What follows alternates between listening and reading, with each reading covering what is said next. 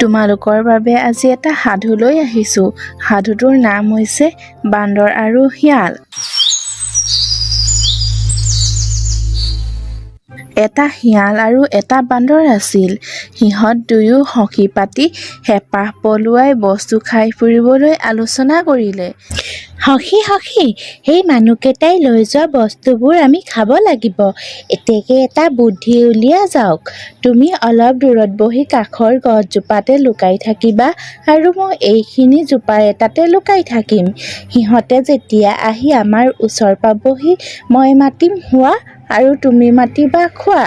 দেখিবা সিহঁতে হঠাৎ আমাৰ হোৱা শুনি ভয় খাই তাতে বস্তুবোৰ পেলাই লৰ মাৰিব। বান্দৰে আৰু শিয়ালে এই বুদ্ধি আলোচনা কৰি লুকাই থাকিল। মানুহকেইটা আহি ওচৰ পালত হোৱা আৰু খোৱা বুলি চিঞৰিবলৈ ধৰিলে। মানুহকেইটাই ভয়তে বাঘ বা ভালুক আহিছে বুলি ভাবি ভাৰবোৰ বা খোৱা বস্তুবোৰ তাতে এৰি ভিৰাই লৰ মাৰিলে। মানুহকেইটা পীৰা-পীৰি লৰ মৰা দেখি শিয়াল আৰু বান্দৰে ৰঙতে দেউপাৰি নাচিবলৈ ধৰিলে আৰু বস্তুবোৰ হাবিৰ ভিতৰলৈ সুমুৱাই লৈ গ'ল।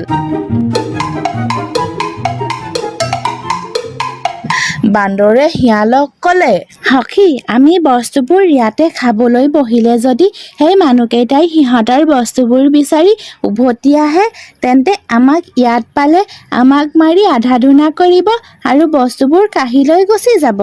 এতেকে এটা কাম কৰা যাওক, মই বস্তুবোৰ লৈ এই ওখ গছজোপাৰ ওপৰত উঠো আৰু তুমি তলত থাকা। তুমিতো গছত উঠিব নাজানা। ওপৰত মোৰ ভাগটো মই খাম আৰু তোমাৰ ভাগটো মই এটাকৈ তললৈ পেলাই দি থাকিম। এতেকে তুমি মোক বস্তুবোৰ দাঙি দিয়া, মই ওপৰলৈ তুলি নিওঁ। এই কথা শিয়াল মান্তি হৈ বস্তুবোৰ বান্দৰক দাঙি দিবলৈ ধৰিলে আৰু বান্দৰে বস্তুবোৰ নি গছৰ ফেৰেঙটিত থলেগৈ।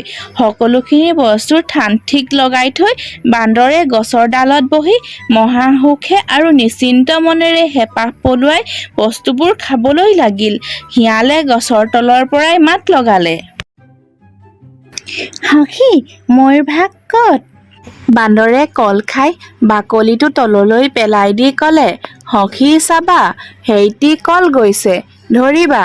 গাখীৰ খাই চুঙা আৰু টেকেলি তললৈ পেলাই দি ক'লে, সখী তোমাৰ ভাগৰ গাখীৰ গৈছে, ধৰিবা। কুঁহিয়াৰ খোৱা চোবা তললৈ পেলাই দি ক'লে, সখী চাবা কুঁহিয়াৰ গৈছে, ধৰিবা। এইদৰে বান্দৰে শিয়ালক ফাঁকি দি সকলোবোৰ বস্তু খোৱা দেখি শিয়ালে খঙতে গছৰ গুৰিকে কামুৰি আৰু মাটি আচুৰি পিচুৰি মনৰ দুখ মনতে লৈ তাৰ পৰা গুচি গ'ল।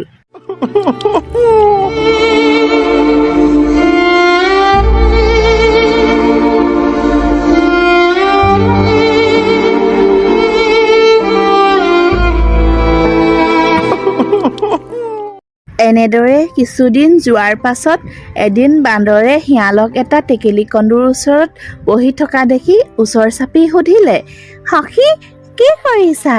শিয়ালে উত্তৰ দিলে, এই সখী কিনো কৰিম আৰু, ৰজাই মোক দবা ৰখীয়া পাতিছে, সেই দেখি ৰজাৰ এই দবাটোকে বহি ৰখি আছো। বান্দৰে ক'লে, সখী এচাপ বাই চাওঁ দিয়া হে। শিয়ালে উত্তৰ দিলে, নোৱাৰো দিব সখী, ৰজাই শুনিলে মোক কাটি দুচেও কৰিব। তুমি শুনা নাইনে নবজাওঁতেই কেনেকৈ গুৰগুৰাই আছে? বান্দৰে ক'লে, নহয় সখী লাহেকৈহে এচাপ বাম, ৰজাই নুশুনে, মোৰ বৰ মন গৈছে। বাৰু সখী তোমাৰ কথানো পেলাওঁ কেনেকৈ, লাহে লাহে এচাপ বজাবা আৰু। এই বুলি বান্দৰক শিয়ালে কৈ সাউতকৈ তাৰ পৰা আঁতৰি গ'ল।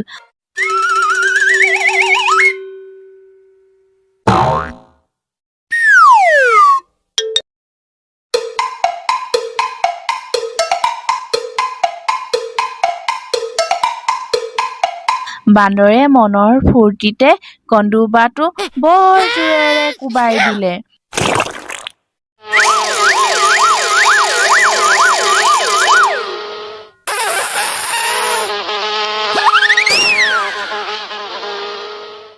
গোটেইবোৰ টেকেলীয়া কন্দু তাৰ হাতে ভৰিয়ে গায়ে মুখে উবুৰি খাই পৰিল আৰু তাক কামুৰিবলৈ ধৰিলে আৰু বান্দৰৰ মুখখন ফুলি গ'ল। বান্দৰে ততাতৰিয়াকৈ বাগৰি বাগৰি চিঞৰি চিঞৰি শিয়াল সখীয়েকক মাতিলে। সখী সখী আহা, মই মৰিলো। কলটো খাই যে মোলৈ বাকলি পেলাই দিছিলা, তাৰ উপকাৰ কৰিলো। সখী মোক ৰক্ষা কৰা, মই মৰিলো। গাখীৰ খাই যে সুদা টেকেলিটো পেলাই দিছিলা, তাৰ সোৱাদ তুলিলো। সখী আহা ঐ, মই মৰিলো। কুঁহিয়া খাই যে মোলৈ চোবা পেলাই দিছিলা, তাৰ পোকত তুলিলো। বহুদিনৰ পাছত আকৌ এদিন বান্দৰে শিয়ালক এডোখৰ কচু ৰখি থকা দেখিলে।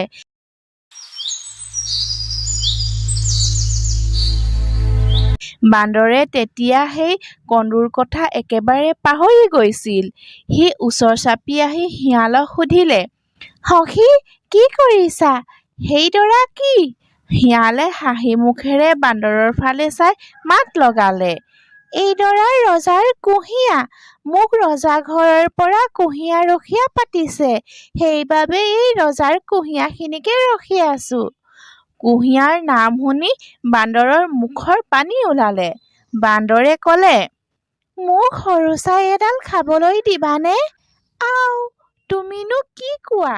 ৰজাৰ কুঁহিয়া মই তোমাক কেনেকৈ খাবলৈ দিওঁ? ৰজাই শুনিলে মোকতো মাৰিবই, মোৰ পেটৰ পোৱালিটোকো মাৰিব।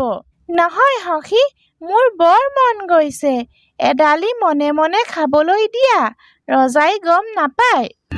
শিয়ালে ক'লে, খাব খুজিছা খোৱা তেনেহ'লে, মোৰ যি হয় পিছত দেখা যাব, কিন্তু এডালতকৈও বেছি নহয়। শিয়ালৰ অনুমতি পোৱা মাত্ৰকে খকুৱা বান্দৰে ডাঙৰ কচু এডাল আনি লৰালৰিকৈ চোবাবলৈ ধৰিলে।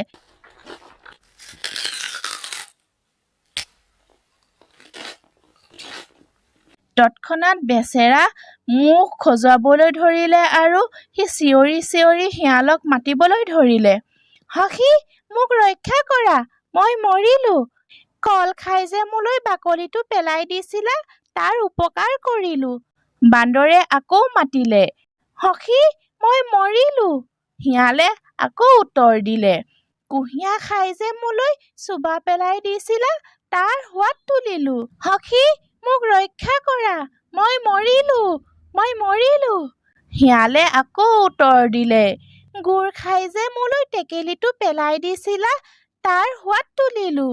সেইবুলি কৈ তাৰ পৰা শিয়াল গুচি গ'লগৈ। এই ঘটনাৰ অনেক দিনৰ পাছত বান্দৰে ফুৰি চাকি ফুৰোতে দেখিলে যে শিয়ালে এটা পুৰণি নাদৰ ওচৰত বহি আছে। নাদটোৰ মুখখন মকৰা জালেৰে ঢাকি থৈছিল। বান্দৰে আগৰ দুবাৰ কথা একেবাৰে পাহৰি গৈছিল আৰু শিয়ালৰ ওচৰলৈ গৈ সুধিছিল, সখী কি কৰিছা? এই সখী কিনো ক'বা আৰু, ৰজাৰ ঘৰৰ এটা বিষয় মোৰ গাত সদায় লাগিয়ে আছে। ৰজাৰ এইখন কুঁৱৰীৰ যৌতুকত পোৱা দোলা, মোক ৰখীয়া পাতিছে, সেইবাবে এইখন ৰখি আছো। ৰজাৰ দোলাত উঠিবলৈ বৰ সুখ নহয়নে সখী? এইখনত মোক এবাৰ উঠি চাবলৈ দিবানে সখী? নোৱাৰো দিব দেই, ৰজাই কেনেবাকৈ গম পালে মোক মাৰি আধাধুনা কৰিব। কি চিন পাব হেই, লাহেকৈ উঠিম আৰু নামি যাম। দিয়া সখী, এবাৰ উঠি চাবলৈ দিয়া। যদিহে নামানা উঠিব খুজিছা, তেন্তে কোনেও দেখোঁতেই বেগেতে উঠা। বান্দৰে ৰং পাই ৰজাঘৰীয়া দোলাত গা পেলাই সুখ পাবলৈ তৎক্ষণাৎ নাদটোত জাপ মাৰি নামি দিয়াত মকৰাৰ জাল ফালি গৈ বান্দৰটো কুঁৱাত পৰে আৰু পানীত ডুব মাৰি মৰি থাকে।